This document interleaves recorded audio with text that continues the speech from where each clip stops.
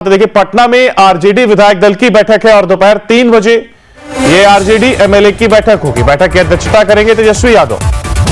5 देश रत्न मार्ग तेजस्वी के आवास पर यह बैठक होगी। दोपहर 3 बजे का समय जब आरजेडी के एमएलए बैठक करेंगे।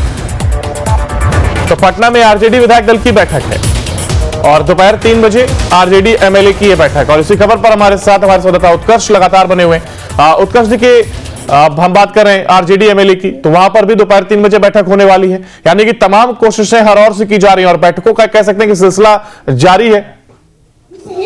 12वें संस्करण यानी वर्ष 2011 बिल्कुल, देखिए बैठक का सिलसिला आज से ही शुरू हो जाएगा। एक तरफ बीजेपी है, एक तरफ जेडीयू और आरजेडी के द्वारा भी आज विधायक दल की बैठक बुलाई गई है। तमाम जो विधायक हैं वो पहुंचेंगे, जो एमएलसी है वो पहुंचेंगे।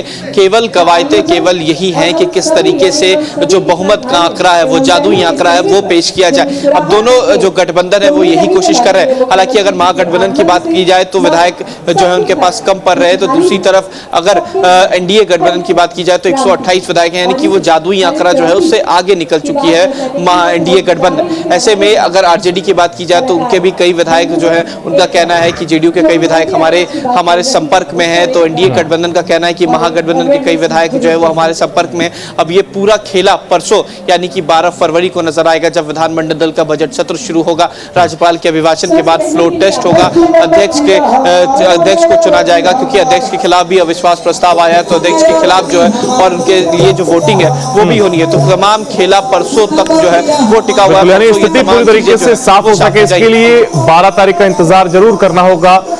फिलहाल बहुत शुक्रिया उत्कर्ष आपका। और फिलहाल उत्कर्ष आपसे हम ये भी जानना चाह रहे हैं, देखिए 12 तारीख इसको लेकर के अहम हो जाती है, जहां पर तेजस्वी यादव देखिए आज बैठक करने जा रहे हैं। देश रत्न मार्ग अपने आवास पर वो बैठक कर रहे हैं और सभी पार्टियां, चाहे वो बीजेपी की, देखिए आपने बात जिक्र किया, बीजेपी की बात भी सामने आई, जेडीयू की बात भी सामने आई, यानी कि 12 तारीख सभी पार्टियों के लिए अहम हो गई है। और फ्लोर टेस्ट जब तक नहीं होता तब तक चीजें स्पष्ट नहीं हो सकेंगी, क्योंकि हर कोई अपनी जोड़ तोड़ की राजनीति में लगा हुआ है। बिल्कुल अंकुर, देखिए केवल 12 तारीख पार्टियों के लिए नहीं बल्कि बिहार की राजनीति के लिए।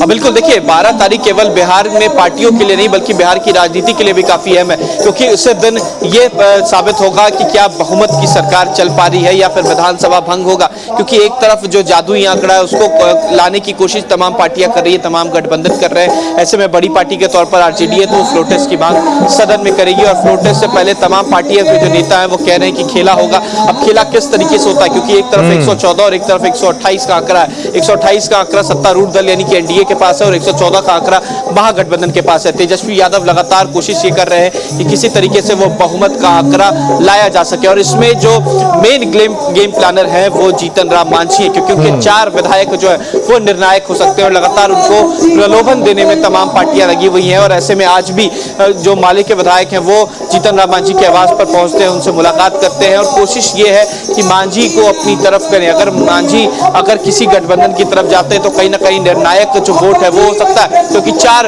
वोट जो है, 4 विधायक जो उनके पास, अगर एनडीए गठबंधन में रहते हैं तो 128 होता है, और अगर वो महागठबंधन की तरफ जाते हैं, उनके पाले में अगर वोट देते हैं तो उनका 118 हो जाएगा और इनका घटकर जो है 120 हो जाएगा। यानी पूरा समीकरण उत्कर्ष आंकड़े पर बना हुआ है। आंकड़े क्या कुछ कहते हैं इसके लिए 12 तारीख का जरूर इंतजार करना होगा। आप बने रहिए हमारे साथ।